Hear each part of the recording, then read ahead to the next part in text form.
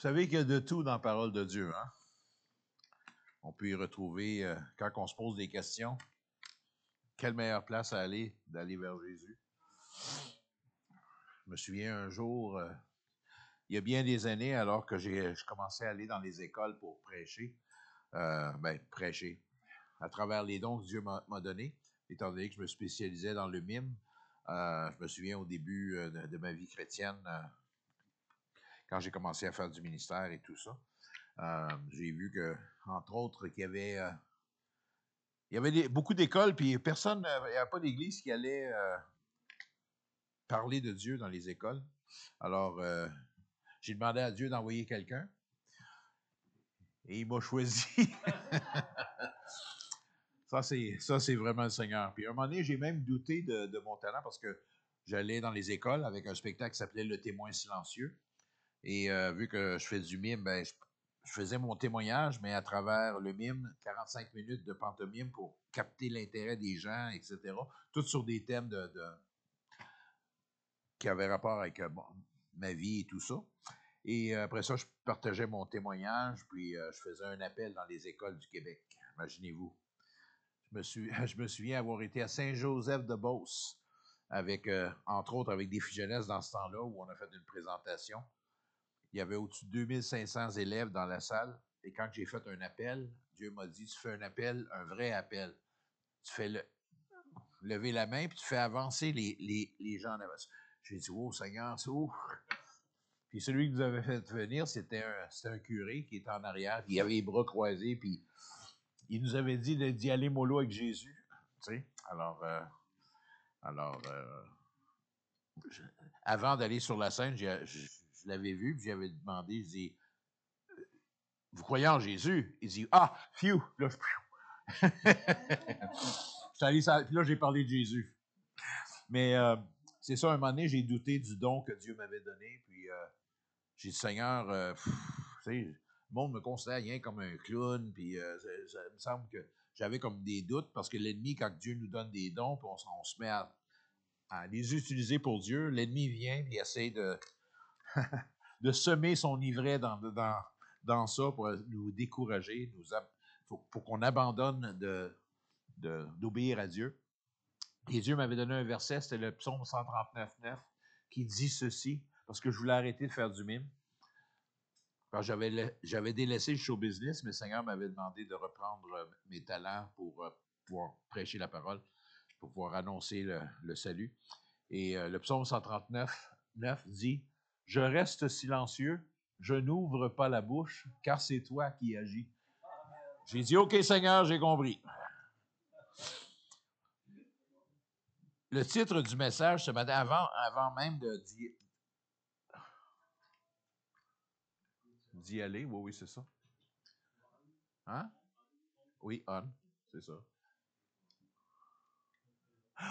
Non, ça c'est avant. On est sur la bonne diapo. Ah, OK. Oh boy. Bon. Bon et fidèle serviteur. Il me semble que c'est quelque chose que moi, j'ai hâte d'entendre. Si vraiment mes yeux sont sur le Seigneur, peu importe les difficultés. Puis la seule chose qui est importante pour moi, c'est quand je vais être dans sa présence, puis d'entendre ces mots-là. Bon et fidèle. Ou c'est bien, bon et fidèle serviteur. Juste vous mettre dans un contexte, on va parler de talents aujourd'hui. On va parler de servir Dieu par les dons et les talents que Dieu nous donne. Je pourrais faire 12 sermons là-dessus, parce qu'il y a beaucoup de matériel. Alors, je vais faire ça sera comme une introduction. Et c'est pertinent parce que Dieu m'a appelé ici. Comme vous savez, j'arrive de Montmagny. Avant, j'étais ailleurs. Mais c'est vraiment le Seigneur qui m'a amené ici. Puis, j'ai jamais eu la chance vraiment de raconter comment c'est arrivé que je me retrouve ici. Je ne cherchais pas une assemblée, j'en avais une. J'allais à l'église Credo à Québec. Puis, mais j'avais arrêté le ministère depuis 2012 suite à un divorce, suite aussi à dépression. J'ai été beaucoup attaqué.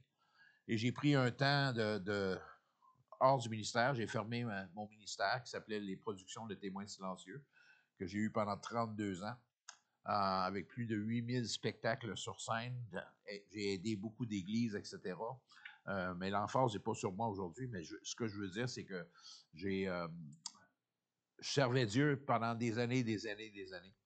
Et là, moi, je pensais, j'ai 64 ans, donc je pensais, j'étais comme à ma semi-retraite. Mais Dieu avait placé dans mon cœur, il y a 30 ans auparavant, quelque chose sur mon cœur, mais qui ne s'est jamais réalisé. C'est d'avoir un théâtre, puis de faire de l'évangélisation à travers le théâtre. Quoique j'ai utilisé le théâtre toute ma vie, parce que c'est les dons que Dieu m'a donnés, mais j'ai toujours aidé les autres ministères, j'ai toujours aidé les organismes à but non lucratif et tout ça. Et qu'est-ce qui m'a amené ici? Ben, c'est Pasteur François, il a, ça a commencé par lui. Et Dieu fait bien les choses. Je veux juste expliquer le contexte dans lequel on est, puis juste les grandes lignes de ce qu'on veut faire, parce que ça n'a jamais vraiment été discuté. On sait qu'on veut rénover le théâtre, on sait qu'on peut-être on va avoir un café à côté, mais les grandes lignes et les grands détails, ça, les gens ne sont pas au courant, à moins que vous ayez lu ça, qui était sur la table en arrière. C'est la vision de ce que Dieu nous a donné. Et au mois de mai, j'ai reçu un appel de François qui me disait, écoute, Daniel, on a une salle. Moi, je n'étais pas venu ici depuis des années, des années. Je suis venu dans le temps de Peter DeWitt. Hein, c'est il y a longtemps, au début des années 1990, 89 même. C'est vraiment, vraiment loin. Là. Et François me dit, écoute, on a une salle, puis qu'on veut rénover, c'est une ancienne salle, puis c'est une salle de présentation de spectacle, puis on voudrait changer l'électricité, on ne sait pas trop ce que ça prend comme wattage, puis etc. Tu pourrais-tu venir nous conseiller? Mais lui, il avait déjà quelque chose derrière la tête, là, évidemment. Là. Mais alors, je suis venu ici au mois de mai. Et il m'a fait visiter les locaux. Quand il a ouvert la porte du théâtre en arrière, j'ai vraiment été frappé parce que c'est la vision que j'avais eue il y a 30 ans. Puis c'est comme, là, j'étais comme, OK, qu'est-ce que je fais avec ça? Sauf que François me disait simplement qu'il avait besoin de conseils point de vue électricité. Je ne suis pas un électricien, mais j'ai travaillé en théâtre, donc je sais un peu ce que ça prend. Et je connais des électriciens aussi. Alors j'ai dit, écoute, François, je vais, euh, je vais retourner, puis j'ai un contact avec un électricien, puis il va me donner des réponses face à ça. Alors, je suis retourné. 3 jours après, je suis revenu. J'avais oublié de prendre des photos. Alors, j'ai pris des photos partout, de tous les locaux, de tous les plafonds, les planchers, les craques, tout. Je suis retourné, puis quand j'ai mis ça sur mon ordinateur à la maison, sur mon grand écran, la première photo qui est arrivée, c'est la photo du théâtre, mais vue d'en arrière avec tout le théâtre au complet. C'était plein de stock, là, mais quand même. Et c'est comme si j'ai reçu un download du Seigneur, ceux qui sont en informatique. Hein? Habituellement, les pièces que j'écris, les chants que je compose, etc., ça m'est vraiment donné comme ça. J'ai une idée, la musique vient dans ma tête, les paroles viennent dans ma tête. Là, il faut que j'écris, il faut que tout de suite, sinon je le perds. Et souvent, j'ai écrit ou mis sur pied des projets comme ça, simplement parce que Dieu il ouvrait les écluses de la créativité en moi. Je ne sais pas comment ça fonctionne avec lui, mais euh, c'est sûr qu'il y a du travail aussi après à faire, mais dans le sens, toute l'essence est venue dans mon cœur. Alors, une semaine après, j'ai dit, François, j'ai des réponses au point de vue électricité. Alors, je vais revenir te voir. Je suis venu voir François. Et on a passé 5 heures dans son bureau. J'avais préparé un PowerPoint. J'ai présenté la mission dernier acte, ce qui va devenir à côté avec le théâtre et tout ça. Tous les départements, tout ce qu'on pourrait faire, etc. Pas tout d'un coup, évidemment. C'est impossible à faire d'un seul coup, mais graduellement, etc. Et il n'en venait pas. Et c'est là qu'il m'a partagé sa vision. Il m'a partagé aussi à propos de Cœur en fête, comment que cette année, ça avait grossi depuis 4 ans, puis c'était, tu sais, la réputation dans la ville et tout ça, puis tout ce qui avait été accompli, etc. Mais que cette année, il ne voulait pas faire ça, mais il m'a sollicité comme chef de projet pour justement un projet d'évangélisation d'envergure. Savez-vous que quand on va ouvrir le théâtre, c'est le premier théâtre évangélique au Québec depuis que le Québec est le Québec. Là. C'est quand même assez remarquable. Puis moi, à 64 ans, je n'avais pas l'intention d'ouvrir un théâtre. C'est énormément de travail pour ceux qui se sont impliqués un peu à date. Là. C'est beaucoup, beaucoup je pourrais dire de pression aussi de différentes choses. Mais Bref, on s'est assis et là, on a vraiment parlé à cœur ouvert. J'ai dit, écoute, ça pourrait être vraiment extraordinaire, mais tu sais, j'ai 64 ans, mais j'ai pas la force physique si tu m'aurais demandé ça il y a 30 ans, peut-être, là, tu sais, peut-être, mais j'ai dit, waouh, je vois ça comme, tu sais, mais si ça vient de Dieu, j'ai dit, je vais obéir comme j'ai toujours fait, comme quand je suis parti au Mexique. J'ai oublié, il fallait tout vendre notre maison, tout ce qu'on avait pour aller au Mexique avec 500 $ dans les poches, dans un pays où on ne parlait même pas l'espagnol. Et Dieu a pourvu, du moment qu'on est rentré au Mexique, le Seigneur a commencé à pourvoir.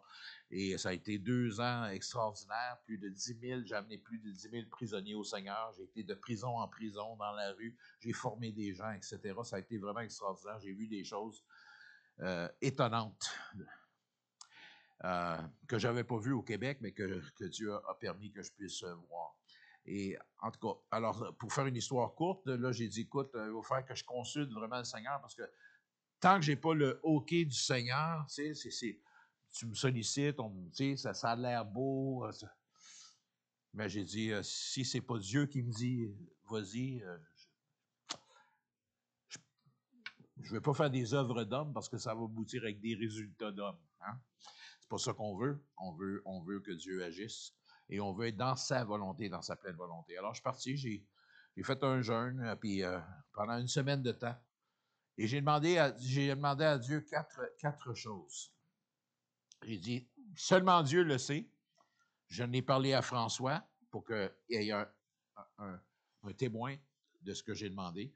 Et j'ai demandé 4 choses à Dieu. 4 toisons. Je ne suis pas le style à provoquer Dieu, dire Seigneur, c'est fait telle chose, puis là, je vais croire. Mais c'est arrivé 2 fois dans ma vie. Une, quand je partais pour le Mexique, parce que là, c'était un autre pays, une autre langue, tout vendre et tout ça, c'était quelque chose. Il fallait vraiment que je sois sûr que c'était le Seigneur pour me retrouver là-bas avec 500 $ dans les poches. Puis une semaine après, t'es comme Ah! Il fallait vraiment que ce soit de Dieu et Dieu me l'a confirmé. Par des toisons, quelques toisons. Et là, j'ai demandé 4 toisons. La première, c'était Seigneur, ça fait 37 ans que je te sers comme évangéliste missionnaire et j'ai jamais en 37 ans eu de support comme missionnaire. À tous les mois, quelqu'un me supporte ou une église ou une organisation. Il n'y a pas beaucoup de ça au Québec. Oui, Dieu pourvoyait quand j'allais prêcher quelque part, prenait une offrande. Je vais donner un exemple. Un moment donné, je suis allé à Chibougamau. J'ai reçu une offrande de 20 $. Je ne sais pas si vous savez, mais aller à Chibougamau, c'est long. Ça coûte du gaz. Puis la semaine après, j'ai été invité dans une petite ville pas loin et ils m'ont donné 800. Hein? Alors, c'est pas juste pour vous dire que Dieu pourvoit toujours. Il ne faut pas s'inquiéter. Quand on est appelé, Dieu pourvoit. Alors, j'ai dit au Seigneur, OK, fais que dans la semaine qui va suivre, là, on était le lundi, quand j'ai demandé ça, j'ai dit, fais avant que la fin de la semaine, quelqu'un m'arrive, me dit, Daniel, j'aime ton projet, voici, je te donne tant par mois, etc. Et c'est exactement ce qui est arrivé. Là, j'ai fait comme, wow! Après ça, j'en ai parlé avec mon assemblée, j'ai rien demandé. Mon assemblée aussi à Credo à Québec, et eux autres ont commencé à me soutenir aussi comme missionnaire. Ça m'est jamais arrivé. Là, je savais que, bon, première toison, coché. La deuxième, c'était, j'avais 5 personnes sur mon cœur parce qu'il fallait ouvrir, si on devient un organisme à but non lucratif. En passant, c'est dans les mains de Maître René Delorme, un avocat chrétien qui a fondé Défi Jeunesse, le Centre Emmanuel, le Café Rencontre Centre-Ville à Québec. C'est lui l'avocat qui a aidé avec les papiers. Il y a ça dans les mains présentement. C'est en marche. Donc, d'ici un mois, une semaine, on devrait être incorporé comme organisme officiel. Et ça va aider après ça d'aller chercher des subventions et d'autres, des montants, mais il faut être un organisme. Donc, on va le devenir officiellement, là, c'est en branle. Mais j'ai dit au Seigneur, OK, j'ai 5 personnes sur mon cœur que je trouve que si on travaillerait ensemble, ça serait vraiment extraordinaire, un conseil d'administration. Je ne veux pas juste des pousseux de crayon ou des gens qui sont là juste pour le fun, mais qui ont une vision. Les critères, c'est qu'ils me connaissent au moins depuis 30 ans. Ils ont déjà fait du théâtre évangélique. Ils ont un cœur pour Dieu. Ils servent Dieu dans leur assemblée. Ils ont une stabilité, une famille. Ils ont un ministère, etc. Alors, je suis allé voir les cinq personnes. Et avant même que je finisse mon speech, Ils ont tout dit. On peut-tu t'aider? Qu'est-ce qu'on peut faire? Ils sentaient, ils disaient, on sait que c'est de Dieu, on sent vraiment que c'est de Dieu. Donc, ça, c'était numéro 2. La troisième, c'était, il faut que je déménage. Là, il faut que je me trouve un appartement. Puis moi, j'haïs déménager. J'aime pas ça, déménager. Que c'est pas le fun de déménager. J'ai pas la force de déménager. Mais tout pacté, dépaqueté, encore une fois. J'ai déménagé beaucoup dans ma vie à cause du ministère, à cause que Dieu m'appelait à des endroits, 2 ans ici, 1 an là, 3 ans là. J'haïs ça. Là, c'était un fardeau pour moi. Je dis, Seigneur, il faut que ça soit facile. Puis moi, je ne veux pas être à 5 km du théâtre ici. Je veux être proche, tu sais. Puis moi, je ne savais pas qu'il y avait un logement en passant en haut. Là. Aucune idée qu'il y avait un logement. Et là, j'ai dit au Seigneur, Seigneur, fais que je me trouve un logement. J'ai dit, c'est entre tes mains, tu connais mes critères. Je n'ai pas besoin de grand, mais j'ai besoin d'être proche. Puis alors, la semaine après, quand je parlais avec François, il me dit, ah oui, on a un logement en haut. Hein? Un logement en haut? Oui, juste au-dessus, ici, en haut. J'ai dit, wow! C'est un 5,5, mais il dit, il y a un couple. Ils viennent de signer un bail, puis ils ne veulent pas partir. Ah, j'ai dit, OK, mais on va prier. C'est drôle, quand il m'a dit ça, on a un logement en haut, ça a fait comme, c'est à toi. Ah, ouais. Ben, c'est pas à moi, là, c'est à l'église, mais ce que je veux dire, ça va être ma place. C'est là que je vais habiter. Mais j'ai aucune évidence. Là. Moi, je ne mettrai pas personne dehors, puis j'ai dit à François, je te garantis, je ne parlerai pas, je ferai pas de. Je dirai même pas à l'Assemblée, je me cherche un logement. Rien de ça. Je dis rien. C'est en Dieu, moi, puis toi. Puis là, l'année passée, il est parti en vacances, François, avec son épouse, autour du Nouveau-Brunswick et tout ça, dans son motorisé. Et juste avant de partir, il me le dit encore, j'ai dit, en passage, moi, j'ai dit, quand il partait, j'ai dit, moi, je vais prier cette semaine, puis je vais demander à Dieu de nous donner le logement. Il dit, non, c'est parce qu'il y a quelqu'un, il réinsiste, il dit, il y a quelqu'un. Il dit, OK, mais Dieu, je ne sais pas comment il va le faire. J'ai aucune idée. Alors, il est parti, puis 2 semaines après, il est revenu, puis en montant les marches, il s'en va en haut, il débarque son bureau. La madame sort, Pasteur, il faut que je vous annonce quelque chose. Moi et mon mari, on vient d'avoir un héritage, on s'achète une maison pour part au mois de novembre. Ben, quand il m'a dit ça, je suis monté en haut, j'étais cogné, j'ai été visiter la chambre. J'ai choisi ma chambre, j'ai mis mon pied comme dans le Jourdain. Il dit, c'est à moi ça! Non, mais. Mais c'est un 5,5, c'est le plus beau logement que j'ai jamais eu dans toute ma vie. J'ai toujours resté dans des 1,5 ou 2,5, à moins que quand j'étais marié. Là. Mais j'ai toujours vécu dans la simplicité, mais ça prenait une place proche. J'ouvre une porte en haut, je descends par les marches en arrière, je suis là, tu sais. Alors ça, c'est la troisième. La quatrième, c'était mon propriétaire, parce que là, il annonçait ça, que je pars, puis que décembre, c'est la moitié de mon bail, là. Puis mon bail était jusqu'en juillet 2025. Et il savait que j'allais ouvrir un théâtre. J'y avais parlé du projet. Il sait que je suis chrétien, j'ai souvent témoigné. Il m'aimait au bout, il ne voulait pas me perdre. Je suis un très bon locataire, on pourrait dire. Là. Au début, je payais mes mois, 2-3 mois d'avance, tout ça. Il était vraiment content, puis on a eu une bonne relation. Anyway, il m'a dit, là, je l'ai vu un moment donné, cette semaine-là, il est en train de faire des travaux dehors. J'ai dit, hey, je vais ça te parler, tout ça. Il dit, viens prendre un café, puis là, son épouse était là. Les autres restent à Sainte-Croix, mais il y avait un petit logement dans un des blocs à côté et tout ça. Là, je dis, écoute, il faut que je te parle. Là. Il dit, les choses changent. Tu sais que je vais déménager, mais garde, je sais que j'ai un bail jusqu'en juillet, puis je vais le respecter. Moi, j'ai toujours respecté mes bails, puis on n'a pas de dette ensemble, rien de ça. Alors, je commence à y expliquer que j'ai trouvé un logement, puis tout ça, puis ça serait difficile pour moi d'avoir les deux en même temps, parce que là, je suis quand même très limité dans mes revenus.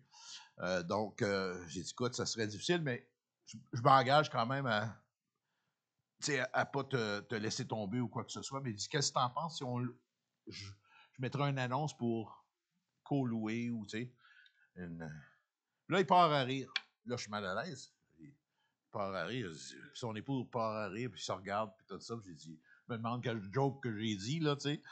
Il me dit, hey, ça tombe bien. Il dit, justement, J'ai dit, quelqu'un de ma famille a besoin d'un logement, puis justement, on aurait besoin pour décembre, puis il faut nettoyer, il faut tout réparer les planchers, tout ça. Puis il dit, je brise ton bail, drette là, puis il a signé un papier, tout ça. Puis il dit, en plus de ça, je te donne décembre gratuit. Puis vous savez qu'en décembre, moi, j'étais en campagne d'évangélisation avec 2 églises, avec une chorale, dont Fatou a chanté dedans et tout ça, et Jérémie et tout ça. Donc, je suis revenu ici, on a déménagé le 14 décembre. Je suis parti en campagne d'évangélisation. Je suis revenu le 25 décembre, ici, au logement, puis je reste là depuis ce temps-là. Dieu a répondu aux quatre choses, bien, comme dans du beurre. Et là, ça m'a donné la conviction qu'il fallait que je sois ici. Et c'est là que j'ai dit à François, OK, je m'en viens. C'est définitif, ma décision est prise. Je sais que Dieu marche en avant. On sait que ça brasse partout dans le monde. Et on ne sait pas combien de temps encore qu'on a. Je sais que Jésus revient bientôt. Ça, c'est une conviction. J'ai étudié, j'ai mis 14 500 heures d'études en eschatologie à fin des temps, tout ça, parce que je me trouvais un peu déconnecté. Je trouvais que le monde changeait, mais il fallait que j'aie la conviction que mes recherches et tout ça, c'était pas juste mon imagination, mais en tout cas, ça, c'est un autre sermon, là, le retour de Christ. Pourquoi je vous dis tout ça? Parce que moi, je ne suis pas ici. En passant, ça à côté, là, Mission Dernier Acte, c'est pas le théâtre à Daniel. Ça appartient au Seigneur. Moi, j'ai tout donné ce que j'avais comme matériel, comme tous mes cours, mes ordinateurs, machines à coudre. J'ai tout donné ça. Moi, j'ai mon linge sur mon dos, puis j'ai quelques canages en haut. J'ai toujours vécu comme ça, simplement. Moi, je n'ai pas de possession physique, à part mon auto, merci Seigneur, parce que je n'avais besoin d'une. Mais j'ai toujours vécu de façon simple. Mais quand Dieu me parle dans quelque chose, puis me convainc que c'est vraiment de lui, moi, je suis comme pas arrêtable. Même, je veux dire, j'y vais avec, évidemment, la force que Dieu me donne. Hein, je suis pas revenu à 20 ans, là.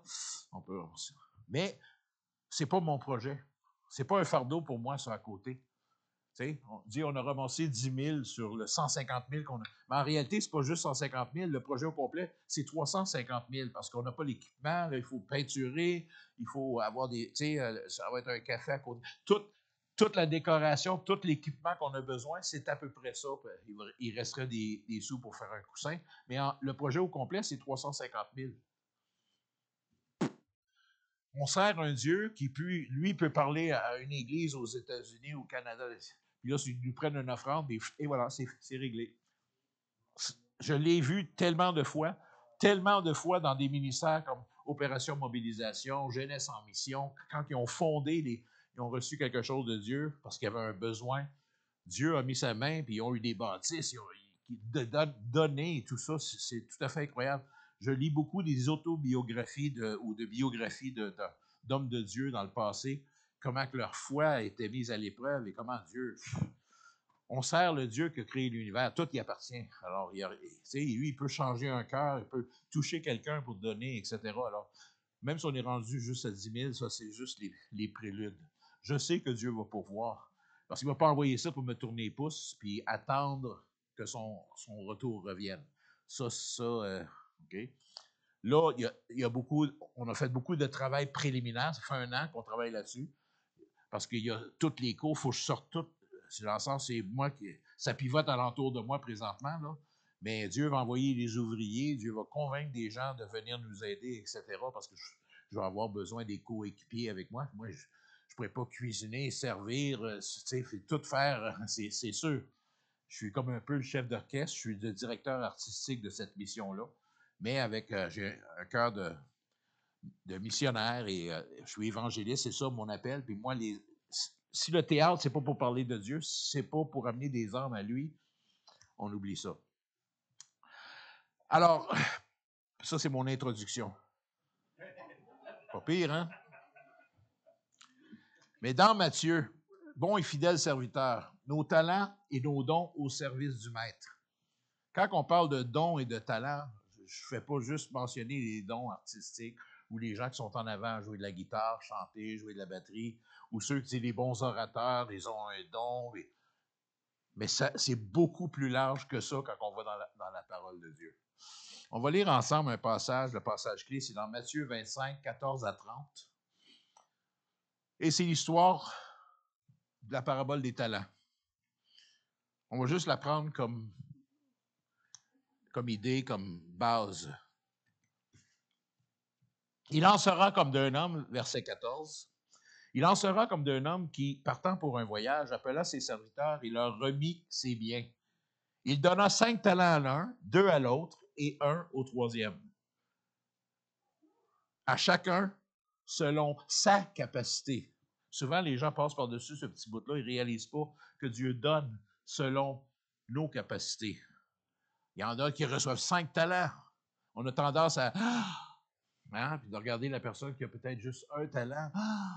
On regarde celui qui en a 5, ça nous impressionne. Oh, regarde tout ce qu'il est capable de faire. Je suis conscient que, si je parlerais de mes talents, ben je suis un homme de théâtre, dans le sens que j'ai travaillé professionnellement dans le milieu du théâtre. J'étais avec le Cirque du Soleil, l'École nationale de cirque. Quand je me suis converti, j'avais au-dessus de 2000 spectacles sur scène, 11 films, émissions de télévision. J'étais au festival Juste pour rire, etc. Sauf que j'étais un toxicomane très avancé. Je prenais 500$ de coke par jour, etc., etc. Mais Dieu est venu me chercher là-dedans. Puis il ne va pas juste comme dire, OK, je t'ai sauvé, maintenant tout ce que tu as fait avant, c'est plus bon. Dieu, c'est lui qui donne les talents, c'est lui qui donne les appels dans notre vie. Puis, selon ce que je comprends, c'est que Dieu donne à tous quelque chose. Si on s'appelle ses serviteurs, il partant pour un voyage, appela ses serviteurs, nous sommes ses serviteurs, et leur remit ses biens. Verset 16, aussitôt, celui qui avait reçu, aussitôt, j'ai souligné ça là, parce que je trouve que c'est un mot important. Pas il a attendu, puis à un moment donné, il a décidé de... Non, aussitôt, il a reçu des biens. Ah, yes! Il les a mis en pratique. Celui qui avait reçu les 5 talents s'en alla, les fit valoir, et il gagna 5 autres talents. De même, celui qui avait reçu les 2 talents en gagna 2 autres. Celui qui n'en avait reçu qu'un alla faire un creux dans la terre et cacha l'argent de son maître. Ici, on parle d'argent, mais on peut mettre aussi tous les dons, les talents, les choses, parce que Dieu nous donne plein de choses. Longtemps après, le maître de ses serviteurs revint, et leur fit rendre compte. Vous savez qu'un jour, que même si on est sauvé, on va tous rendre compte de nos paroles, de nos actions, des opportunités qu'il a mis devant nous, qu'on n'a pas faites ou qu'on a fait. Mais on va rendre compte, on va être sauvé. Mais quand même, juste le fait de rendre compte devant le Dieu Tout-Puissant qui pourrait me détruire comme ça ou m'accepter comme ça, c'est pas devant un juge ou un humain, là, on s'en va devant le Dieu qui sait tout.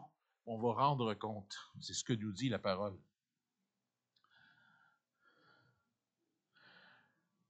Verset 20, celui qui avait reçu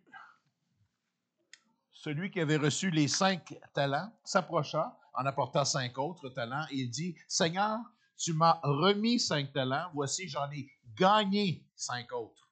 Son maître lui dit, c'est bien, bon et fidèle serviteur. Tu as été fidèle en peu de choses, je te confierai beaucoup. Et j'ai toujours aimé ce contraste-là entre peu de choses et beaucoup. Pourquoi? Parce que sur la terre, peu importe ce qu'on a à comparer au royaume de Dieu, à ce qui nous attend après, c'est peu de choses. Mais on a été fidèles dans ces peu de choses-là. Et il va nous en confier des plus grands. Entre dans la joie de ton maître.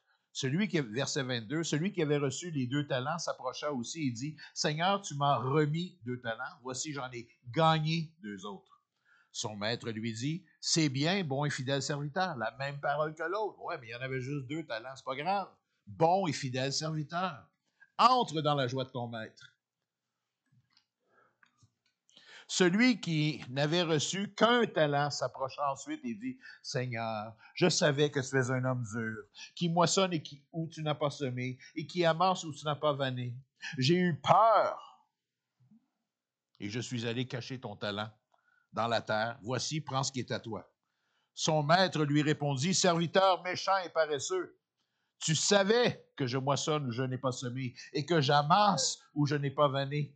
Il te fallait donc remettre mon argent au banquier, ou à mon retour, j'aurais retiré ce qui est à moi avec un intérêt. Ôtez-lui donc ce talent et donnez-le à celui qui en a les 10 talents. Car on donnera à celui qui a et il sera dans l'abondance. Mais à celui qui n'a pas, on ôtera même ce qu'il a. Et le Seigneur et les serviteurs inutiles, jetez-le dans les ténèbres du dehors où il y aura des pleurs et des grincements dedans. Toute une parole. J'ai eu peur. Combien que je vois beaucoup souvent, on parlait d'enfants de Dieu parce que les gens du monde, oui, ont des talents. Puis ces talents-là viennent de Dieu, sauf qu'ils ont décidé de les utiliser pour eux-mêmes, pour le diable, pour le monde, pour la gloire personnelle, etc. Mais beaucoup de gens ne servent pas Dieu à cause de la peur. Et la peur, ça nous retient énormément. Si dans ce passage-là qu'on vient de lire, ce que je peux retirer, c'est ces choses-là ici. Ça dit, Dieu donne selon nos capacités. Ça, il faut réaliser ça. Tu sais, on a souvent tendance à vouloir comparer les gens. Oh, lui, il fait ça, il fait ça, il fait ça, il fait ça. Ben oui, moi, je suis cuisinier, je suis couturier, je suis chanteur, directeur de chorale, chef d'entreprise, on peut dire. Je fais plein d'affaires. Mais je ne me compare pas à personne, puis j'espère que personne ne va se comparer à moi. Parce que plus que tu en as, plus tu as de responsabilités aussi. Hein? Parce que je vais avoir à rendre compte, moi, de tout ça devant Dieu. Aussi, une autre chose qui est importante dans le texte qu'on a lu, c'est que Dieu donne selon son bon plaisir.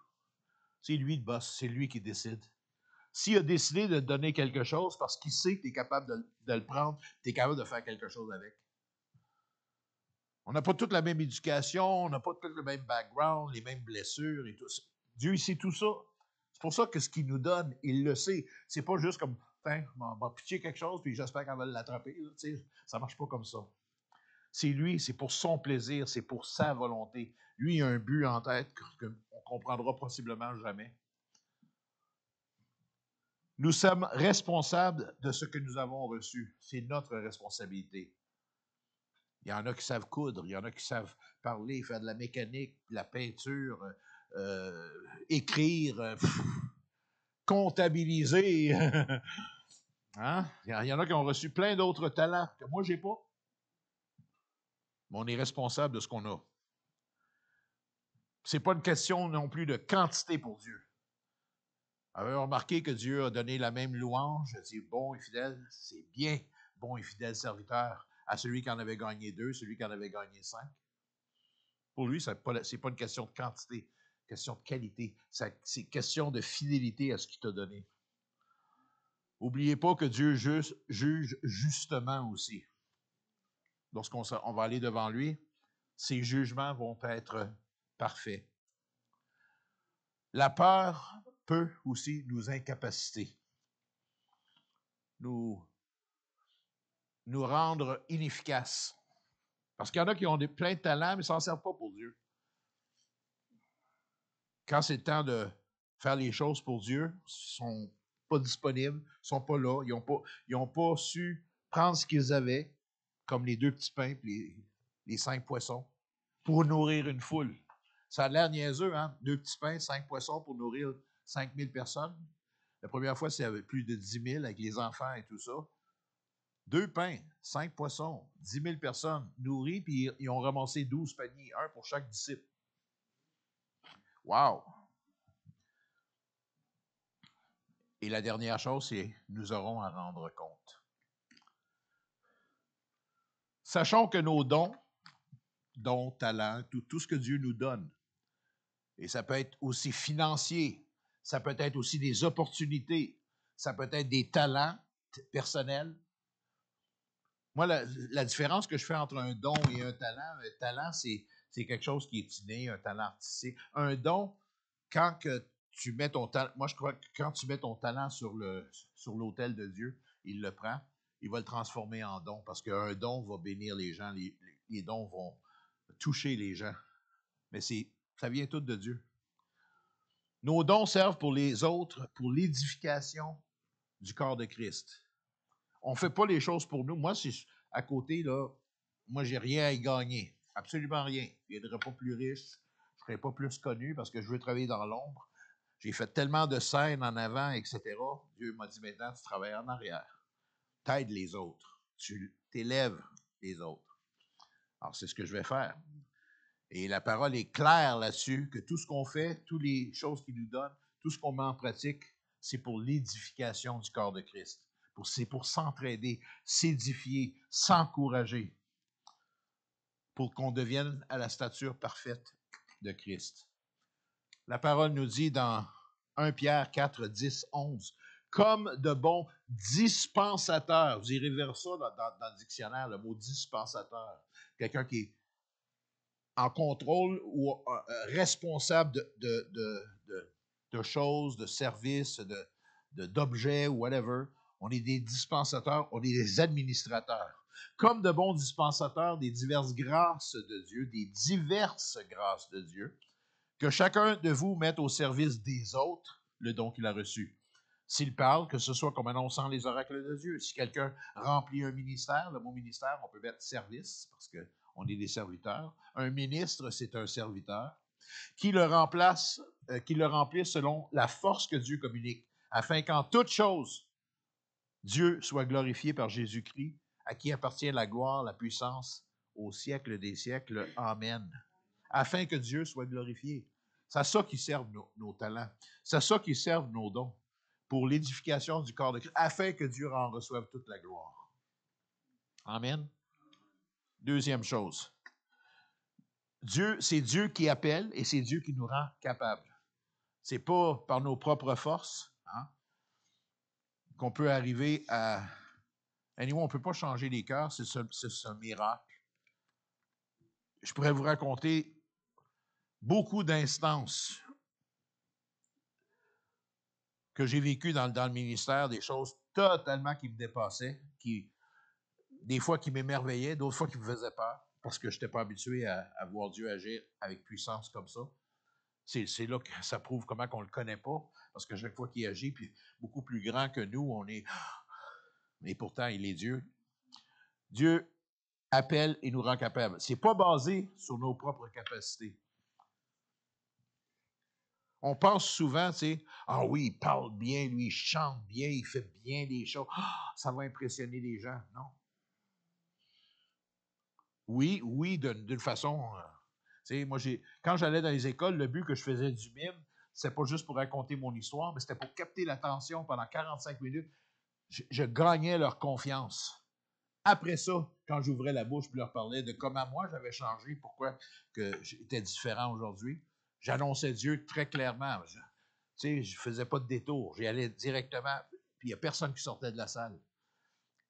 Au Mexique, quand on faisait du théâtre de rue, ceux qui étudiaient avec moi étudiaient pendant 60 heures en mime. Ça me donnait un diplôme et tout ça. C'est tout 5 jours par semaine, 3 heures par jour, lundi au vendredi, ou tout dépendant des églises, là, mais du lundi au vendredi en soirée, 3 heures, pendant un mois de temps comme ça. Puis souvent, quand on allait dans la rue, en une fin de semaine, on doublait les églises. Je me souviens d'une église à Mexico qui était 150. Quand on a fini la fin de semaine, on était rendu à 300. Mettons, ça impressionne beaucoup de gens. Là. C'est comme surtout les pasteurs sont bien contents de ça. Là. Pas juste des gens là, à qui on parlait puis qu'on faisait notre spectacle. Puis après ça, ils partaient. Non. On rentrait en contact avec eux autres. On avait une stratégie. Mais comme quand on écoute de la louange, il y a des chants des fois qui viennent nous saisir. On écoute souvent des directeurs de louange sur YouTube, etc., avec leur orchestre et tout ça. C'est beau. Dieu a créé les arts, Dieu a créé les belles choses. On regarde la nature, comment c'est beau. Puis encore là, elle est déchue, cette nature-là. Mais imaginez-vous au début. Oh. Puis encore là, on est émerveillé par les montagnes, les lacs. On a une très belle province. On a un beau monde. Mais l'homme est en train de le détruire. Dieu appelle et nous rend capables. C'est pas basé sur nous.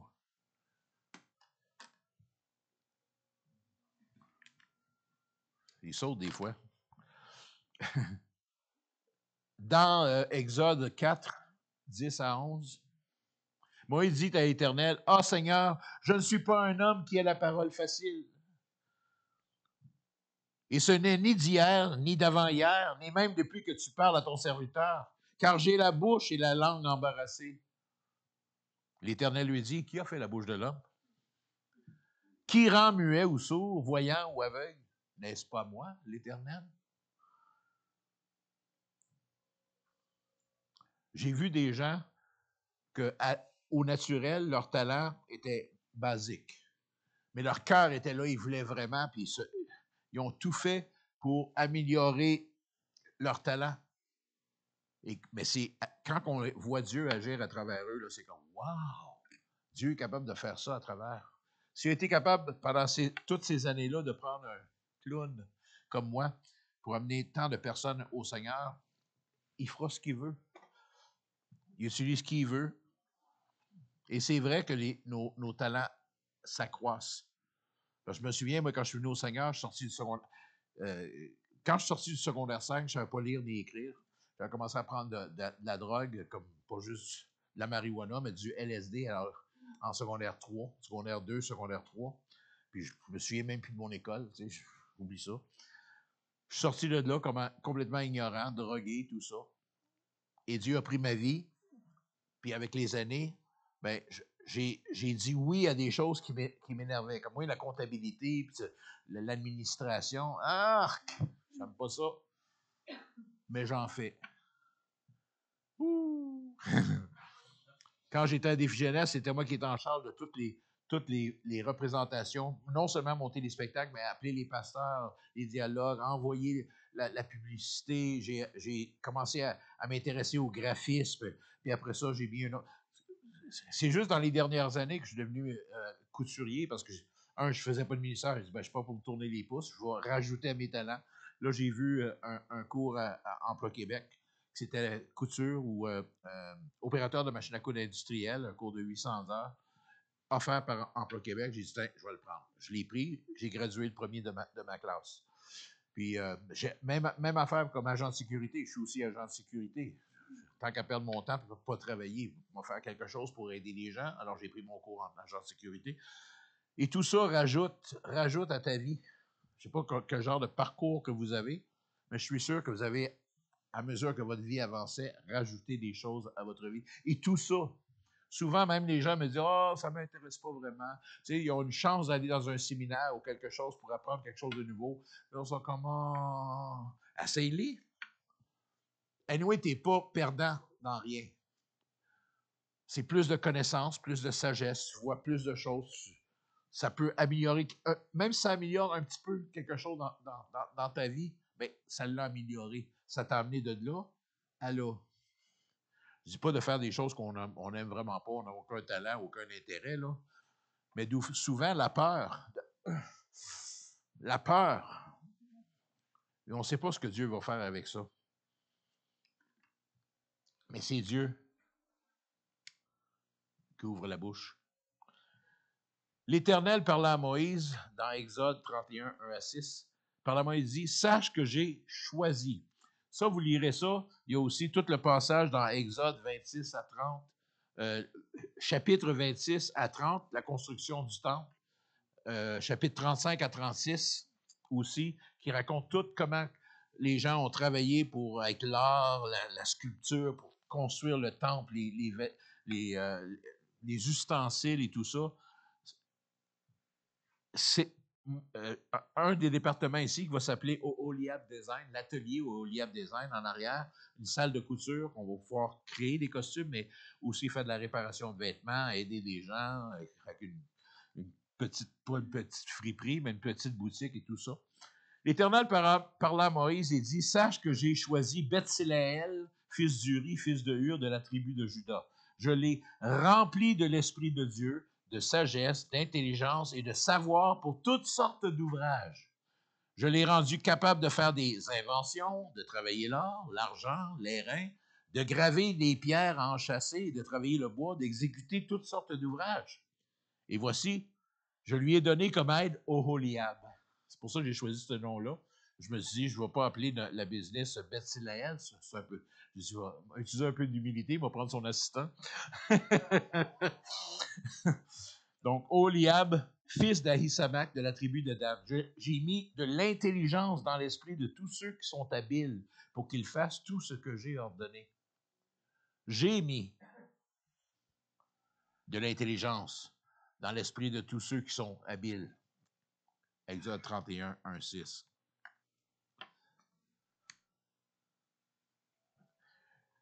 Il y a une grande variété de dons. Hein? Comme j'ai dit, ce n'est pas juste des dons artistiques. Il y en a tellement. On est tous doués de différentes affaires. Il y en a plus que d'autres.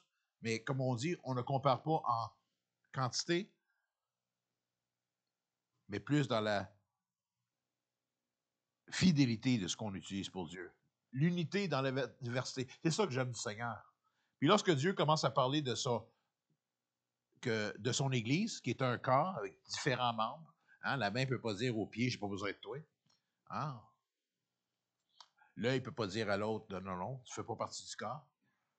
On est tous différents. L'œil, la fonction de l'œil n'est pas la fonction de la grosse orteil. Je m'excuse, c'est pas pareil. À moins que vous ayez un drôle de corps, puis vous pouvez voir à travers votre gros orteil, là, ça, c'est autre chose. Mais là, quand on regarde la diversité de ce que Dieu... Des fois, j'écoute des clips YouTube sur des prouesses humaines, artistiques.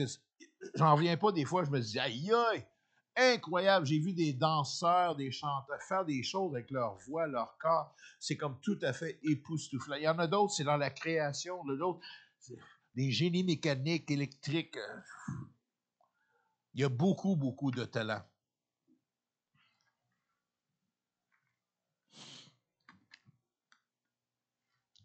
L'unité dans la diversité. 1 Corinthiens 12, versets 4, 5, 11 à 14 et 18 à 20 dit: il y a diversité de dons, mais le même esprit. On parle dans le contexte chrétien. Diversité de ministères ou de services, mais le même Seigneur. Diversité d'opérations, mais le même Dieu qui opère tout en tous. Ces trois mots-là, diversité de dons, diversité de ministères, diversité d'opérations. On a reçu des dons, des talents. Il y a différentes façons de servir à travers ça. Puis il y a différentes façons de faire les choses. Diversité d'opérations. Mais le même Dieu qui opère tout en tous. Un seul et même esprit opère toutes ces choses, les distribuant à chacun en particulier comme il veut. Car comme le corps est un et a plusieurs membres, et comme tous les membres du corps, malgré leur nombre, ne forment qu'un seul corps, ainsi en est-il de Christ.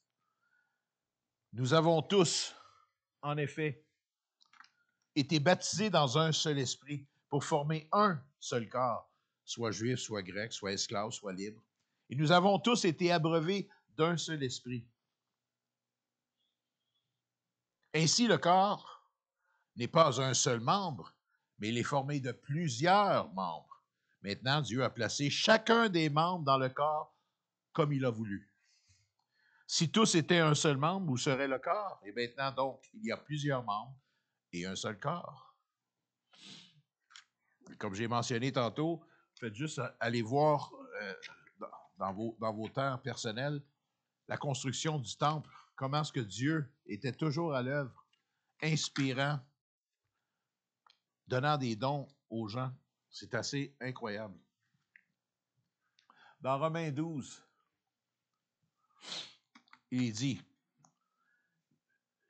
Romains 12, 3 à 8, « Par la grâce qui m'a été donnée, je dis à chacun de vous de n'avoir pas de lui-même une trop haute opinion. » Ça peut être un danger aussi. Oh, j'ai reçu bien des talents, on s'élève au-dessus des autres. Pas dans le corps de Christ. On a tous notre fonction. On est tous importants au même niveau. Moi, là, le fait que je suis pasteur au François, etc., nous autres, c'est une fonction qu'on a. Pourquoi? Pour vous aider à faire l'œuvre du ministère, à vous équiper, à vous encourager, à vous inspirer. Mais on a les mêmes problèmes, on a la même vie, le même sang. On est tous pareils aux yeux de Dieu. Et peu importe les talents qu'on a ou que vous avez, pour Dieu, c'est tout égal. Donc, n'ayez pas cette haute opinion, mais revêtir des sentiments modestes selon la mesure de foi que Dieu a départie à chacun. Parce qu'à chacun, Dieu a départi une mesure de foi. C'est ce que nous dit la parole. Car comme nous avons plusieurs membres dans un seul corps et que tous les membres n'ont pas la même fonction, ainsi, nous qui sommes plusieurs, nous formons un seul corps en Christ et nous sommes tous membres les uns des autres. On est tous membres les uns des autres. Donc, il y a un corps, puis il y a des yeux, des orteils, des foies, des cœurs, des intestins, etc. Mais on fait toute partie de la même famille spirituelle. Pas juste à Montmagny, mais partout dans le Québec, partout dans le Canada, partout dans le monde. C'est juste nous qui faisons les divisions, puis qui levons le nez sur certains, puis etc. Puis qui... Oui, c'est vrai qu'il y a des gens qui pensent différemment de nous, c'est vrai qu'il y a des gens qui agissent différemment de nous et qui n'agissent pas nécessairement de façon chrétienne. Il faut avoir du discernement aussi. Mais on est en 2025 et encore en 2025, il y a plein d'églises qui ne veulent pas travailler avec les baptistes ne veulent pas travailler avec les pentecôtes, les ci. Puis qu'est-ce que ça a comme résultat envers les gens du monde? Ben, ils regardent un paquet de gens qui se chicanent. Au lieu de s'aimer les uns les autres, qui donnent la preuve qu'on est ses disciples. Si, moi je dis toujours aux gens avec qui je travaille, si une seule fois par année, on mettait tous nos talents ensemble pour faire quelque chose d'évangélisation, comme ici on va avoir un théâtre. J'espère, en influencer pour qu'ils viennent nous aider, que ce soit servir aux tables ou peu importe, peu importe. Parce que ça, c'est l'œuvre que Dieu a placée ici, à Montmagny. Dieu suscite des gens, suscite des choses, nous donne les moyens de le faire, mais il faut répondre à cet appel-là. On ne peut pas dire, ah non, non, ça c'est l'œil, ça c'est son ministère, puis ça c'est mon ministère, puis lui c'est son... On va toujours rester divisé. On n'accomplira jamais rien. Et vous avez remarqué, si vous étudiez l'histoire de l'Église, à chaque fois que l'Église a eu un impact, c'est quand ils ont commencé à travailler ensemble. Ils ont démontré les choses que Dieu a mis dans leur vie, les fruits de l'esprit, tout ça. Mais aussitôt qu'il y a de la division, qu'on élève des gens, qu'on abaisse d'autres personnes, ça ne marche pas. Parce que Dieu a pourvu à une façon de fonctionner. Dans le verset 6, puisque nous avons des dons différents selon la grâce qui nous a été accordée, que celui qui est appelé au ministère s'attache à son ministère, que celui qui enseigne s'attache à son enseignement, et celui qui exhorte à l'exhortation, que celui qui donne le fasse avec libéralité, que celui qui préside le fasse avec zèle, que celui qui pratique la miséricorde le fasse avec joie, que celui qui pratique l'hospitalité, qui nourrit les pauvres, peu importe. Remarquez que Dieu utilise aussi les choses insensées et folles. Ça, j'aime ça. Un moment donné, sur un de mes posters, il y a bien des années, quand je faisais mon spectacle Le Témoin, le verset qui est en bas, c'est 1 Corinthiens 6,10. Il dit « Nous sommes fous pour Christ ». Alors, mais c'est incroyable comment Dieu souvent est glorifié par des choses qu'on méprise, par des choses qu'on pense pas importantes. Savez-vous qu'aux yeux de Dieu, puis devrait être aux yeux de l'un les uns les autres, on devrait tous avoir une grande valeur. Mais souvent, ce que je remarque, et je l'ai remarqué ailleurs aussi, que souvent, à cause de nos préjugés, à cause de notre façon de penser, la Bible, elle nous dit, ne vous conformez pas au siècle présent. Parce que dans le monde, c'est comme ça que ça marche. On élève ceux qui ont bien du talent, on écrase ceux qui n'en ont pas, puis, ça, c'est le monde. Ne vous conformez pas au siècle présent, mais soyez transformés dans le renouvellement de votre intelligence, afin que vous discerniez quelle est la volonté de Dieu, ce qui est bon, agréable et parfait. Tout sert pour la gloire de Dieu. 1 Corinthiens 1, 26-29 dit « Considérez, frères, que parmi vous qui avez été appelés, il n'y a ni beaucoup de sages, selon la chair. Ni beaucoup de puissants, ni beaucoup de nobles.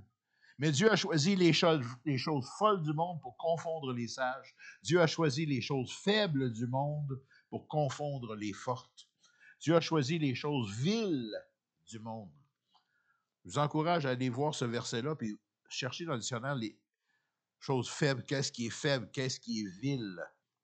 Les choses folles, celles qu'on méprise, celles qui ne sont point, pour réduire à néant celles qui y sont, afin que personne ne se glorifie devant Dieu.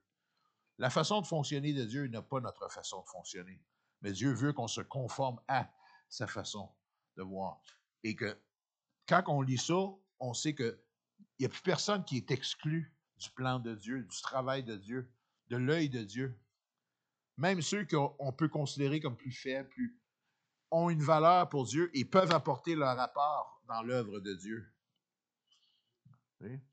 À tous les dimanches, notre sœur Ghislaine, elle vient nous apporter un beau verre d'eau. Et la Bible a dit que celui qui donne un verre d'eau à un de ses plus petits, c'est à moi qu'il le donne.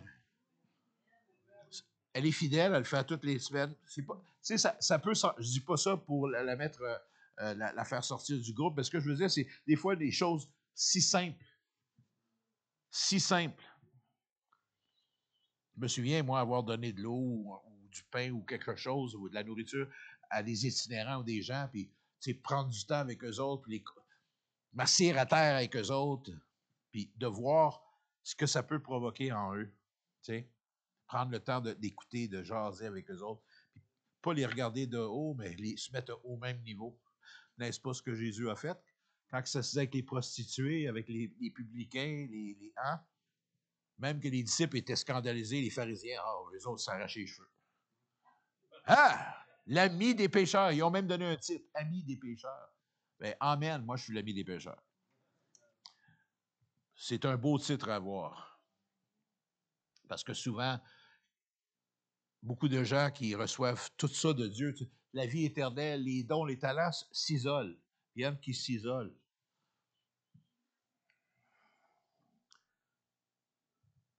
1 Corinthiens.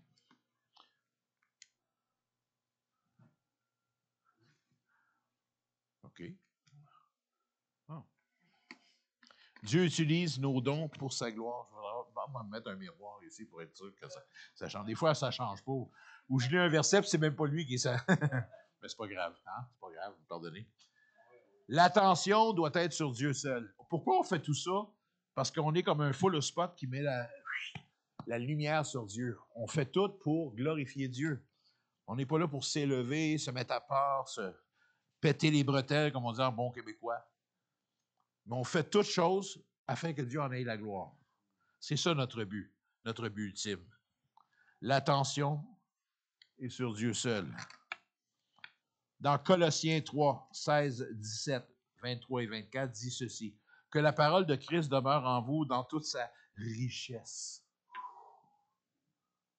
La parole de Dieu dans toute sa richesse. Moi, j'aime ça lire la parole parce que souvent, je lis des affaires, puis là, je vais leur lire encore, Il y a quelque chose là-dedans. C'est incroyable, la parole de Dieu.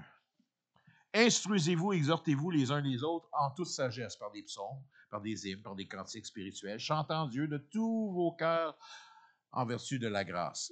Et quoi que vous fassiez,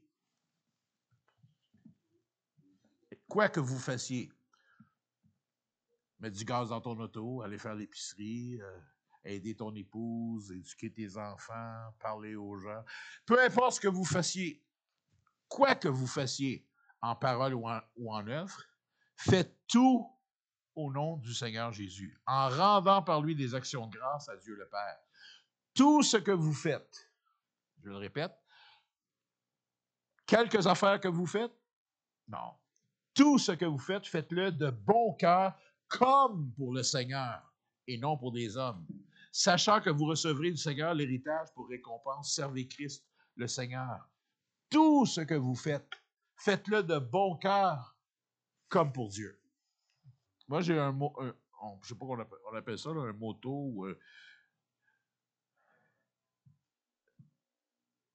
Peu importe ce que je fais, quand je presse ou je fais une présentation d'évangélisation, que ce soit dans les arts ou pas, tout ce que je le fais comme si je le fais avec excellence, parce que, je suis conscient que c'est pour Dieu que je le fais. Pourquoi je ferais des choses pour Dieu avec négligence? Juste, ça vient me chercher beaucoup, ça, parce que je réalise que Dieu me voit tout le temps. Puis que peu importe ce que je fais, que j'invite quelqu'un chez nous à manger, que tout ce que je le fais pour lui. Et je le fais de façon à ce que c'était comme si c'était ma dernière chance. Comme un matin, OK, quand on a fêté Pâques dernièrement, moi je me dis c'est peut-être notre dernière Pâques, que Christ va revenir. Ou qu'il va arriver un événement mondial, une guerre ou quelque chose, parce qu'on est sur le bord de bien des affaires, on ne sait pas trop comment ça s'en va, là. Mais ça empire et ça empire, ce qu'on appelle les douleurs de l'enfantement. Mais on sait que Jésus revient. On sait qu'on est sauvé. Donc, mes yeux ne sont pas sur les événements, quoique je sais qu'ils sont là. Mais je vis chaque jour comme si Christ allait revenir. C'était ma dernière chance à prêcher. Donc, il faut que je le fasse avec excellence. Puis j'essaie d'y mettre mon cœur en entier, parce que si la trompette sonne après, j'ai plus de chance de prêcher, j'ai plus de chance de faire des œuvres, d'aider les gens. Donc, à chaque fois que je le fais, j'ai cette pensée-là que je le fais pour Dieu, puis c'est la dernière fois que je vais le faire. Donc, wow, faisons-le bien. C'est comme ça que je vois que je cuisine une soupe ou que j'invite des gens. J'ai toujours cette pensée-là derrière, que c'est peut-être la dernière soupe que je vais faire. Tant qu'à faire une dernière soupe, elle va être bonne, hein? Vous allez goûter à ma soupe aujourd'hui. Tout ce que vous faites, faites-le de bon cœur, comme pour le Seigneur et non pour des hommes.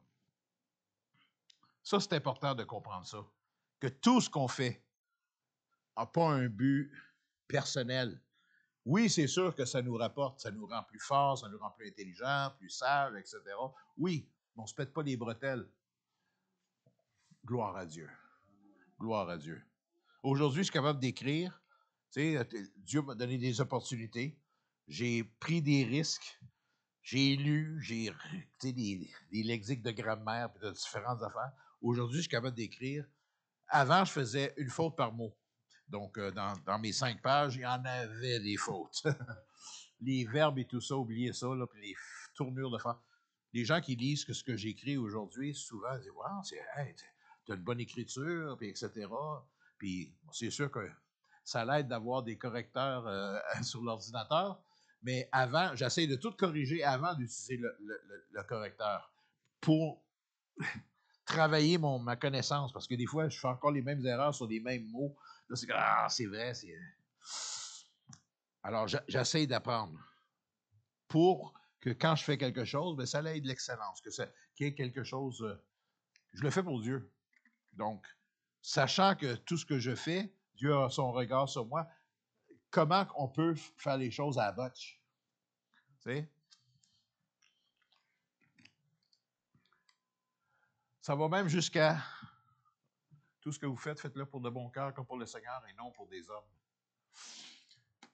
Nous utilisons nos corps pour glorifier Dieu. J'aime ce verset-là, et souvent, ça m'a pris du temps avant de le comprendre. Tout ce que nous avons vient de Dieu. Tout, tout, tout, tout. Parce que si Dieu n'aura pas été là quand que le Père, votre Père et votre Mère ont conçu, si Dieu, le miracle de la vie, il n'y aurait rien qui existait. C'est lui qui a décidé de ta destinée. Il connaît tout de toi avant même que tu sois né, avant même que tu dises quoi que ce soit, il sait déjà. Il connaît tous les cheveux de ta tête, pour ceux qui ont des cheveux. Nous utilisons nos corps pour glorifier Dieu. La parole de Dieu dit dans Romains 6, 13, « Tout ce que nous avons vient de Dieu. Ne livrez pas vos membres, okay, parce qu'il est ici parle du corps, de la chair, ne livrez pas vos membres au péché comme des instruments d'iniquité, mais donnez-vous vous-même à Dieu comme étant vivants de mort que vous étiez, et offrez à Dieu vos membres comme des instruments de justice. » Un instrument de justice. Ça parle de beaucoup de choses. Ça parle des choses qu'on ne fait pas parce qu'on sait qu'on peut se souiller, des pensées qu'on peut avoir, qu'on rejette. On travaille sur nous, sur notre caractère pour... Tu sais, Paul, souvent, il l'a dit, il dit, je traite durement mon corps. Je cours vers le but. Je traite durement mon corps pour que, après avoir prêché aux autres, je ne sois pas moi-même rejeté. Je ne dis pas à quelqu'un, fais pas ça, mais tu le fais. Tu sais? Beaucoup de gens parlent de Jésus, mais parler et agir, ça c'est encore plus puissant. Beaucoup de gens parlent de Dieu. Même les inconvertis, il y en a qui croient que Dieu existe là-dedans ou dans ça. Ça, c'est Dieu. Hein? Toutes sortes de pensées erronées. Mais Dieu nous a donné des corps, pourquoi? Et on pourrait mettre là-dedans la santé aussi, hein? Notre nutrition et tout. Et je me parle à moi-même. Parce que c'est un combat de vie que déjà, j'ai gagné une bonne partie de mon combat. Parce qu'il y a 2 ans, je pesais 300. J'ai perdu 100 livres. Et là, il m'en reste 50 à perdre pour arriver à mon poids normal. Mais j'y vais. Depuis que je suis avec vous ici, depuis le mois de décembre, j'en ai perdu 25. Alors, je suis à la bonne voie.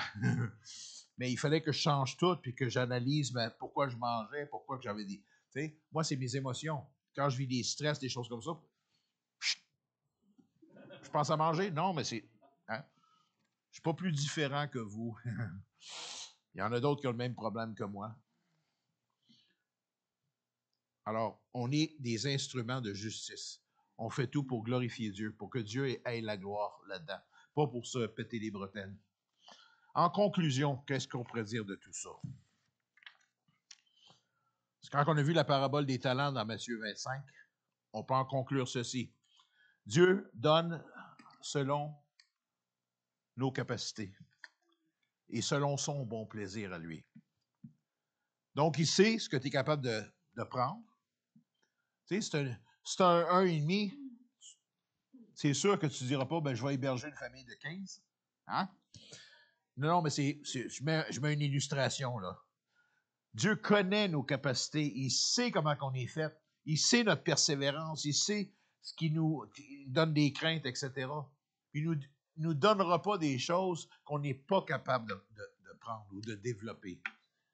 Mais c'est comme tout ce qu'il a mis en nous, c'est comme une semence. Et si on l'arrose et on l'entretient, il va pousser une plante. Elle va se développer. Moi, je n'ai pas fini d'apprendre. Parce qu'avec le théâtre et tout ça, il y a 3 cours que je veux aller chercher.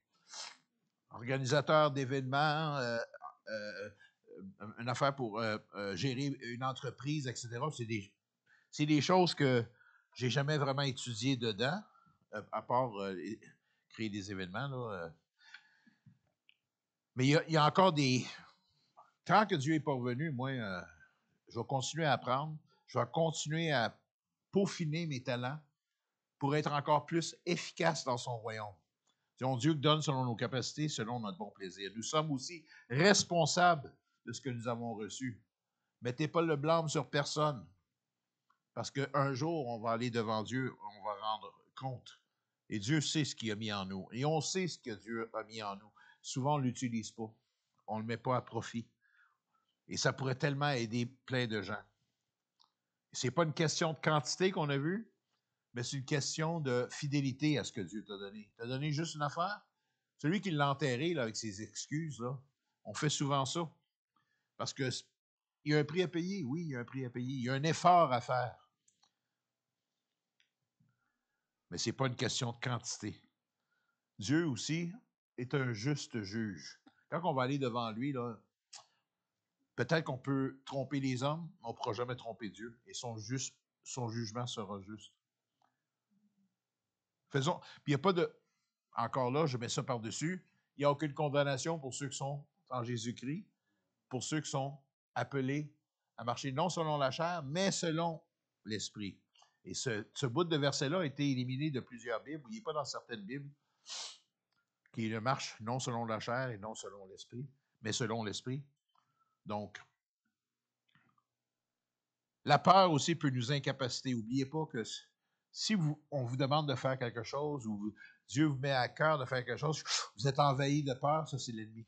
Ça c'est notre chair, mais aussi l'ennemi qui ne veut pas qu'on développe, qu'on aille ailleurs, qu'on aille de gloire en gloire. Lui, il veut juste qu'on reste là. On accumule de la poussière. Comme j'ai dit, on aura à rendre compte. Et dans tout ce que j'ai dit, nos dons servent à une chose, aux autres. Moi, mes dons sont là pour vous. Moi, je fais ça pour vous, pour les gens de l'extérieur. J'ai rien à y gagner. Si jamais un jour je me retire de ce projet-là, ce que je ne ferai pas, je n'ai pas l'intention, là, parce que quand je vais mourir ici, où la trompette va sonner, là. Mais moi, je ne redéménage pas, là. Vous êtes rendu ma famille. J'ai même. Non, mais j'avais l'Église Credo. Ils m'ont libéré de l'Église Credo pour devenir membre ici. Donc, vous êtes mes frères, mes sœurs. Je vais prendre soin de vous autres. C'est ça mon but. On va prendre soin des uns et des autres. Nos dons servent pour les autres. Dieu appelle, c'est Dieu qui appelle, il nous rend capables. On a vu aussi qu'il y a une variété de dons. Il y en a des dons et des talents. Allons devant Dieu, mettons ça sur l'autel. On a quelque chose qu'on n'utilise pas encore pour le Seigneur. Mettez-le sur l'autel, dites, Seigneur, voici ce que tu m'as donné. Je veux le faire, je veux l'exploiter, je veux aller plus loin avec ça. Qu'est-ce que tu as prévu pour moi? Ça me fait penser à l'histoire de Moïse. Moïse, j'ai lu un passage qui disait, je suis pas bon à parler, etc. Puis Dieu y répond, qui a fait la bouche? Mais quand on lit dans le chapitre 3 et chapitre 4 de l'appel de Moïse après le buisson ardent, Moïse ne veut pas aller parler. Là, Dieu, il faut qu'il dise ça, puis même il met une toison, il met sa main dans son vêtement, elle devient l'épreuve. Il donne plein de preuves que Dieu va être avec lui. Et Dieu lui pose une question. Une fois qu'il a décidé de répondre à cet appel-là, d'aller retourner en Égypte et de libérer son peuple, Dieu lui pose une question. Qu'as-tu dans ta main? Parce que jusqu'à ce point-là, Moïse était rendu un berger. Donc, il y avait un bâton de berger. Et Dieu lui pose la question, qu'as-tu dans ta main? Il répond, un bâton. Dieu lui dit, jette-le par terre. Il le jeta par terre et il devint un serpent. Puis après ça, Dieu lui dit, prends-le par la queue. Tu ne prends jamais un serpent par la queue? Prends-le par la queue. Non, mais ça m'a toujours étonné. Comment ça, prendre par la queue? Tu es malade? Non, mais tu sais, vraiment, là, tu prends par la tête. Hein? Mais pas par la queue. Il va ça. Prends-le par la queue. Et ça dit qu'il est redevenu un bâton dans sa main. Souvent, des choses, un bâton de berger, hein, qu'est-ce qu'on peut faire avec ça? Dans les mains de Dieu, fendu la mer, fait tous les miracles, les displays, etc. C'est incroyable. Donc, votre petit pain, votre petit poisson, votre petit talent, votre petite chose insignifiante que personne ne connaît, que vous savez, mais c'est pas important pour vous, peut devenir un instrument dans les mains de Dieu. Si Dieu touche ça avec un but, une mission, on a tous une mission. Hein, on est tous en mission impossible, mais nous autres, c'est mission possible. Donc, il y a une grande variété de dons. Puis Dieu utilise les choses insensées. Il y en a combien qui se trouvent insensés ce matin? Moi, je me trouve insensé des fois, souvent même. Mais Dieu peut se servir de nous. Et Dieu va se servir de nous. Dieu utilise nos dons pour sa gloire. Et ça commence par notre corps, parce que ce qu'on a reçu, ce qu'on est capable de faire avec notre corps et tout ça. Non seulement de se garder, on pourrait dire, dans la sainteté, ça c'est déjà un gros travail, mais de se servir de notre corps comme des instruments de justice. Mes amis, frères, sœurs, ceux qui sont en ligne, Dieu a un plan non seulement pour nos vies,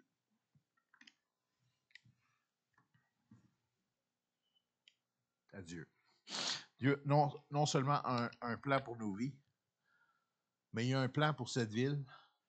Vous savez qu'il y a plein de gens présentement, pendant qu'on est ici, à s'aimer les uns les autres, entendre sa parole, à louer ensemble, avoir la communion fraternelle, prier ensemble.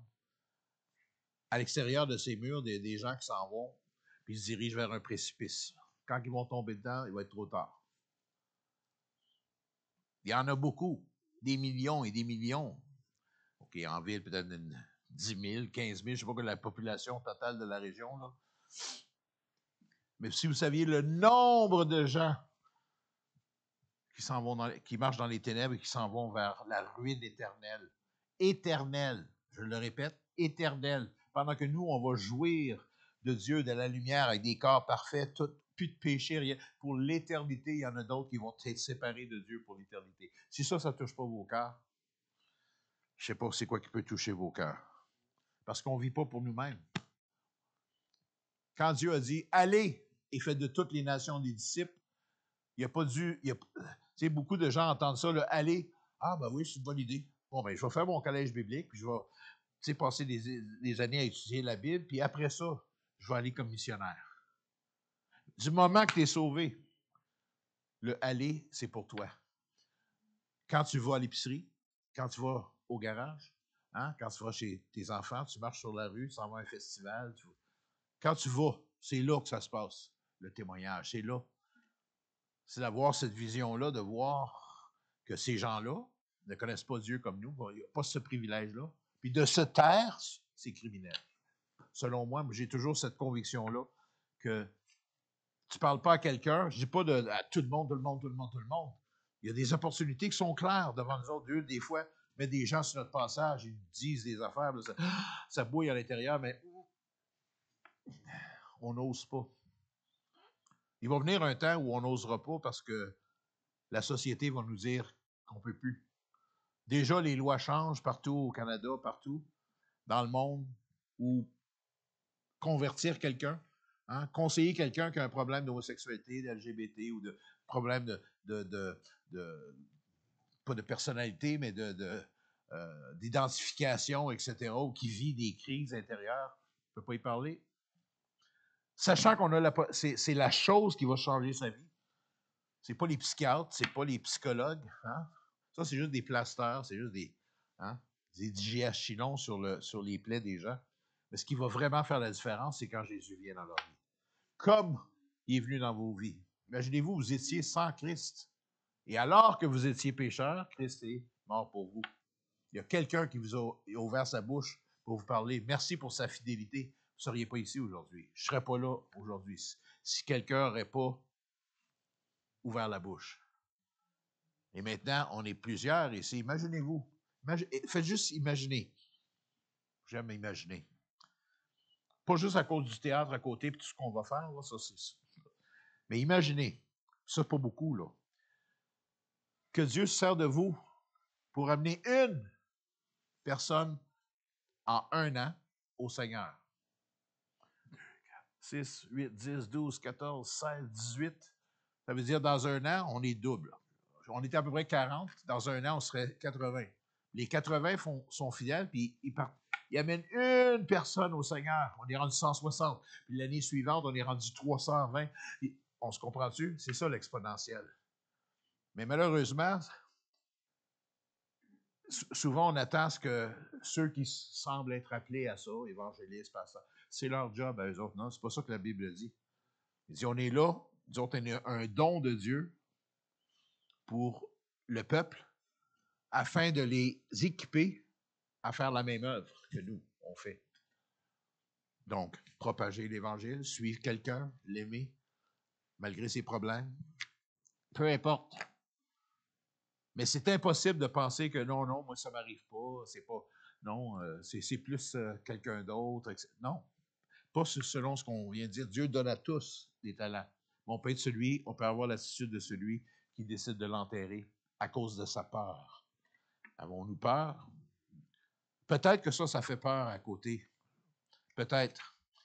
Je me souviens, les premières fois que j'ai été ici, je parlais à certaines personnes, je sentais un petit peu de tension entre certaines personnes. Qui c'est que ça vient faire ici? Il va-tu bouleverser notre vie d'église?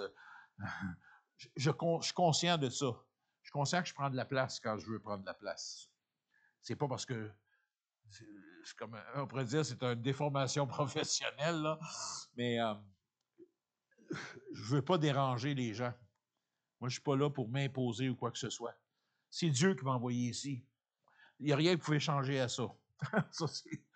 Mais il m'a envoyé ici, pas là-bas. Il m'a envoyé ici avec vous. Puis on a tout ça qui ne sert à rien. C'est des beaux locaux. Ça ne sert à rien. Mais ça pourrait servir. Oui, mais pour que ça serve, ça prendrait quelqu'un qui sait comment ça fonctionne. Me voici! On a tous des talents, on a tous des choses qu'on peut tous s'entraider avec.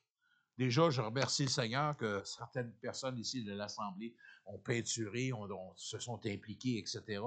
Merci Seigneur, parce que voyez-vous faire ça à temps plein, je serais crevé, là. Mais merci Seigneur. Il y a tellement de choses à faire. Bon, il va une affaire à la fois. Puis moi, ce qui fait mon affaire, c'est que Dieu marche en avant. C'est lui qui m'a envoyé ici, c'est lui le boss, c'est lui qui dit quoi faire. On va le faire. Puis on se prend aucun fardeau sur les épaules, obligé de. Non, on le fait avec un cœur. On aime-tu Dieu ou on n'aime pas Dieu? On le fait naturellement.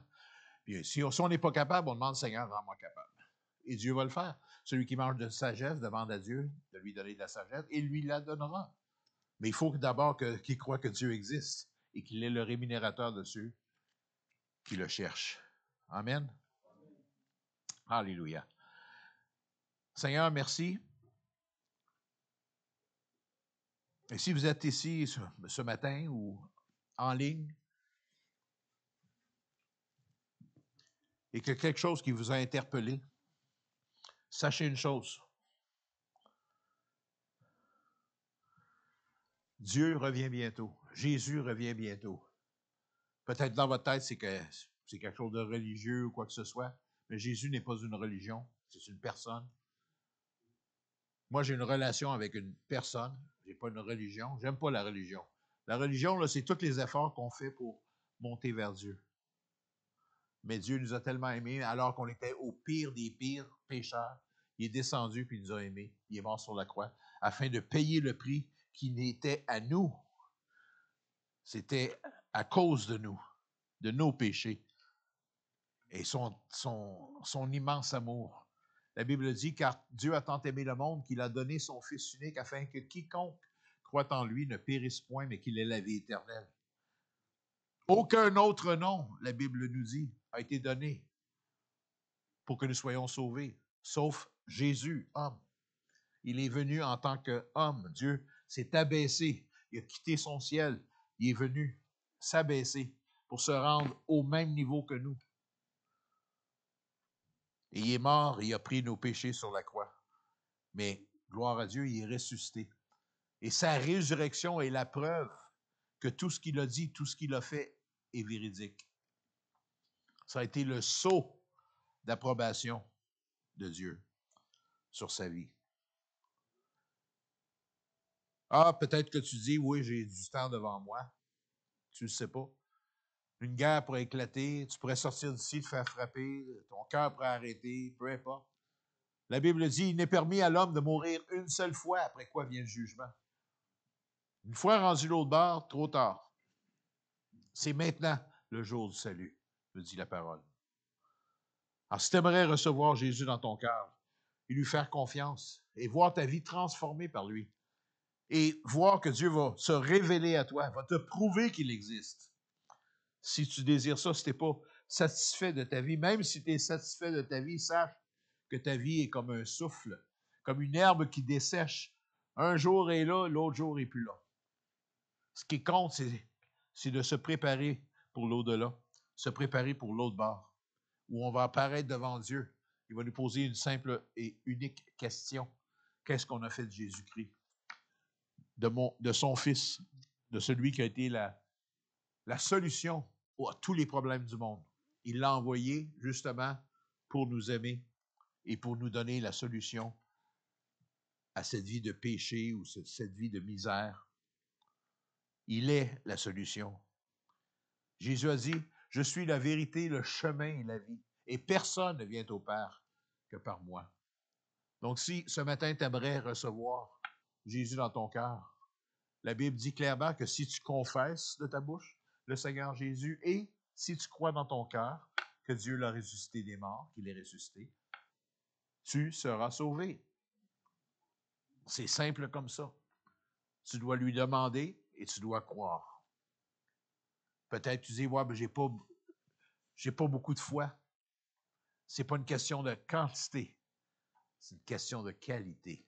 Jésus a dit, si ta foi est gros comme un grain de sénévé, qui est la plus petite des semences, tu diras à cette montagne, arrache-toi de là, puis jette-toi dans la mer, puis la montagne va t'obéir. Tellement que ce n'est pas la quantité de foi, mais c'est une foi véritable. Alors, on va prier ce matin. Je vais t'inviter à prier avec moi. Je vais simplement faire une prière comme pour vous guider. Ce qui est important, c'est la sincérité de ton cœur. Donc, Seigneur Dieu, je te remercie de m'avoir aimé au point d'envoyer ce qui était plus précieux pour toi. Ton Fils, Jésus, venu dans la chair, mourir pour mes péchés. Et je sais que je n'ai rien que je peux faire pour mériter ton amour. Tu m'aimes déjà et tu l'as prouvé en mourant sur la croix. Alors, je te dis, viens dans mon cœur, viens habiter en moi, change ma vie, fais-moi marcher sur le chemin qui mène à toi. Pas le chemin qui est large, qui mène à la perdition, mais le chemin qui est étroit, qui mène à Jésus, qui mène à la vie éternelle. Je te confesse de ma bouche aujourd'hui. Je crois dans mon cœur que tu es le Fils de Dieu. Je te demande maintenant de venir vivre en moi. Je te donne tout, le bon, le mauvais, tout mon futur, tout appartient. Dirige-moi maintenant et montre-moi qui tu es. Révèle-toi à moi. Et je te remercie pour le cadeau gratuit, parce que c'est un cadeau. Ce n'est pas par les œuvres afin que personne ne se glorifie, mais un cadeau gratuit de Dieu. Tout ce que j'ai à faire, c'est de le prendre. Merci Seigneur, je le prends. Je le prends. Et je t'ai prié, je te remercie d'avance dans le nom puissant de Jésus. Amen. Si vous êtes en ligne et que vous avez demandé à Jésus de venir dans votre cœur, simplement lui faire confiance. Procurez-vous une Bible. Si vous n'en avez pas, vous pouvez appeler ici. On va s'arranger pour vous en procurer une. Mais votre vie appartient à Dieu. N'oubliez pas. C'est lui qui nous a créés. Donc, si vous avez besoin de prière, vous avez besoin de parler à quelqu'un, vous pouvez appeler. Il n'y a pas de problème. Et on va se faire un plaisir de vous rappeler. Encore une fois, bon dimanche à tous. Soyez bénis. S'il y en a qui auraient besoin de prière pour des choses spécifiques, juste avancer en avant. On va prier pour vous. Je ne sais pas si on peut terminer par un dernier chant. Un petit dernier chant? Oui, donc. On va être encore bénis. Alléluia.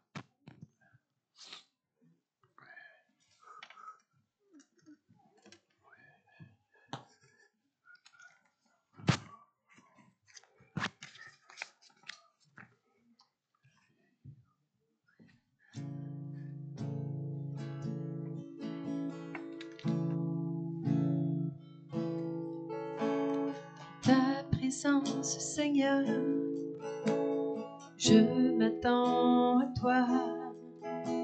J'ai soif de ta présence. Oh, Jésus, tu marches devant moi, me montrant le chemin. Prends-moi par la main et conduis-moi vers toi. Esprit Saint, descends sur nous comme une pluie bienfaisante. J'ouvre mon cœur à ton amour et sans crainte, je te reçois. Dans ta présence, Seigneur, je m'attends à toi. J'ai soif de ta présence.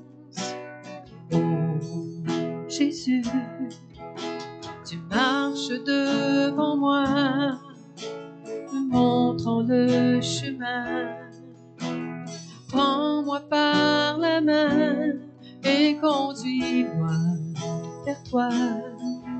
Esprit Saint, descends sur nous comme une pluie bienfaisante. J'ouvre mon cœur à ton amour et sans crainte, je te reçois. J'ouvre mon cœur à ton amour et sans crainte, je te reçois. Oui, j'ouvre mon cœur. J'ouvre mon cœur à ton amour et sans crainte, je te reçois. Béni sois-tu, Seigneur. Merci. Et sans crainte, je te reçois.